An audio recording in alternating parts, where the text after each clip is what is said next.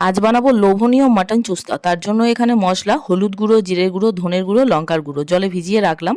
কড়াইয়ে পেঁয়াজটা ভেজে নিয়ে আলু দিয়ে রসুন পেস্ট দিয়ে দিয়েছি। মশলার সাথে টমেটো কুচানো দিয়ে বেশ কিছুক্ষণ কষিয়ে নিয়ে দিয়ে দিলাম লবণ।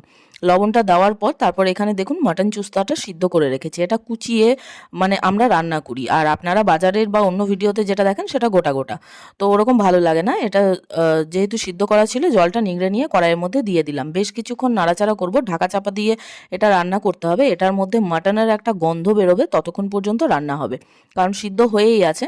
তারপর দেবো সামান্য পরিমাণ ওই রসুন পেস্টেরই জল। তো জলটা দেওয়ার পর তারপর আবার ঢাকা চাপা দিয়ে দেবো। ঢাকা চাপা খোলার পর দেবো সামান্য পরিমাণ গরম মশলা। গরম মশলা দিয়ে আবার 10 মিনিট রাখার পর দেখুন মাটন চুস্তার কালারটা দেখেছেন।